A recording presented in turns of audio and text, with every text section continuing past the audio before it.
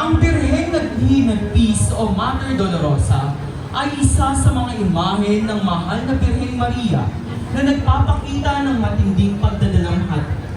Si Maria ay naging saksi sa buhay at paghihirap at sa kamatayan ng kanyang anak.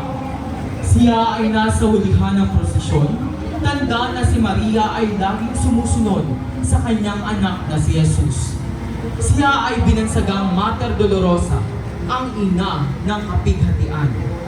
Ang imahe ng Mater Dolorosa ay nasa pangalaga ni kapatid Attorney Maria Teresa Lazaro at pamilya ng Nayon ng San Jose. Mater Dolorosa, ang mahal na inang namimigati, ipanalangin mo kami.